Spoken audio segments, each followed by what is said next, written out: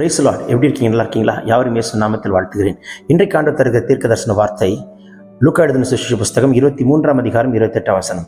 இயேசு அவர்கள் முகமாய் திரும்பி, எருசலேமின் குமாரத்திகளே, நீங்கள் எனக்காக அழாமல் உங்களுக்கு அவங்க பிள்ளைகளுக்காகவும் அழுங்கள்.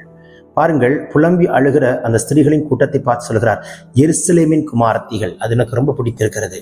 யூத ஜனமே என்று அழைக்கவில்லை, எருசலேமின் குமாரத்திகள். இப்படி ஒரு வெளிப்பாடை கர்த்தர் எனக்கு தருகிறார்.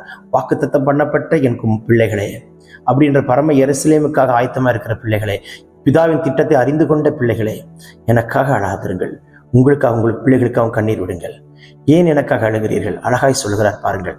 இன்றைக்கு அந்த பாடுகளுக்கு மத்தியிலே கிறிஸ்து சிலுவையில் அறையப்பட்டதை நினைத்து நேசித்து அழுகிற ஸ்திரீகளின் கூட்டத்தையும் புலம்பி அழுகிற பலருடைய ஜனங்களையும் பார்த்து சொல்கிறார், எருசலேமின் குமாரத்திகளே. என் பிள்ளைகளே என்று சொல்லவில்லை, இல்லை என்றால் ஸ்திரீகளே என்று சொல்லவில்லை, புருஷர்களே என்று சொல்லவில்லை, எருசலேமின் குமாரத்திகள், தேவனுடைய பிள்ளைகள், பரிசுத்த நகரத்தை சார்ந்த குமாரத்திகள், கர்த்தருக்கென்று வாக்குத்தத்தம் பண்ணப்பட்ட பிள்ளைகள். தாவீதுக்கு பிடித்த ஒரு நகரம் எருசலேம் நகரம். தாவீதின் குமாரனுக்கும் பிடித்திருக்கிற ஒரு நகரம் எருசலேம் நகரம் தான். இன்றைக்கு அழுது புலம்புகிற அவர்களை பார்த்து சொல்கிறார், எருசலேம் குமாரத்திகளை. இன்றைக்கு அழுது கொண்டிருக்கிற பிள்ளையே, உன்னை பார்த்து, எருசலேம் குமாரத்தியே ஏன் அழுகிறாய்? அழாதே.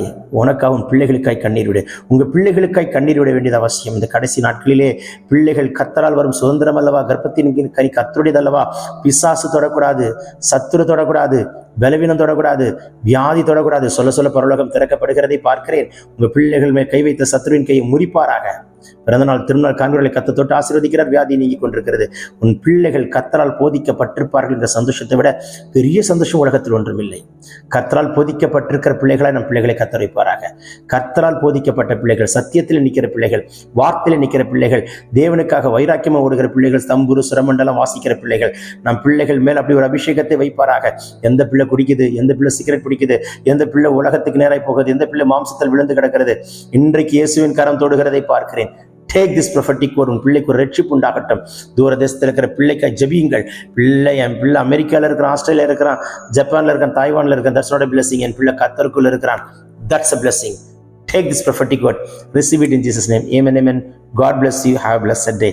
கர்த்தர் உங்களை ஆசீர்வதிப்பாராக. Amen.